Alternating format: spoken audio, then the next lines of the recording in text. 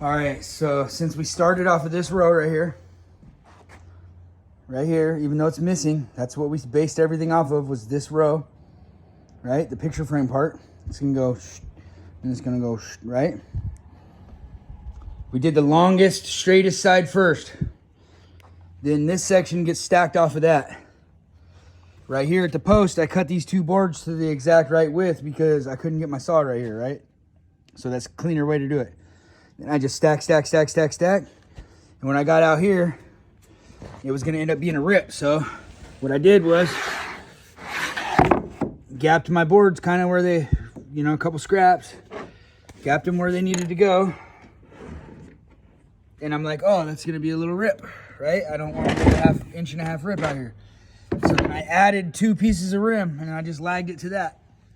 So that way now I have my 1.25 inch overhang, still will have my boards gapped out, right?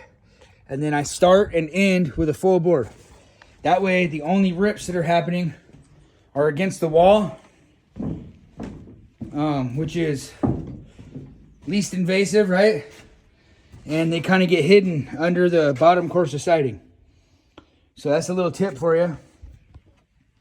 And it'll work if you have multiple bump outs. It's just, it might change what you have to do to grow. Like if it went 1, 2, 3, right?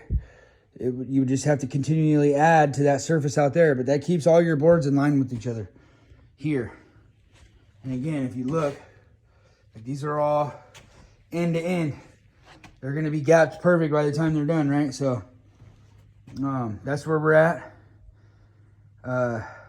I double checked before I cut this line right here because this side is installed and locked in and cut to where it needs to be.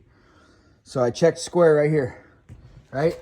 I went 3 and then 4 on the line that I had snapped and then across 5, and I was within a 1/16 inch of square. So I was totally cool with that. So then I committed to cutting this line. Then I could go over here and figure out where my 1.25 inch burn is, and then back 5.5, and that'll get me my board length for for my finisher, which I also have right here, because again, it's very difficult to get the saw back here, right? So that way I can cut perfect, just where I can't get my saw, and then the rest I could snap across and cut right in place, and it goes way faster.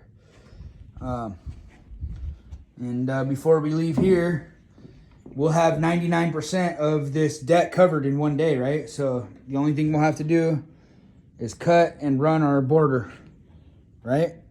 And then we're ready to run our rail, which we'll do on rail pickup day, because when we're doing the glass and cable rails, we actually have to go pick those up. That company doesn't ship. So we can just come out here, since we need the chop saw anyways for the railing. We can set up and use the chop saw to cut all our miters and everything and run our rail. So we can finish our picture frame and run our railing. Should be one day, right? So those are tips for you to stay productive while you're doing your decking, right? It's about go, confirm, go, confirm, go, confirm. And then everywhere on my deck is always a reference point. So, and if anything's off, then I make a note of it.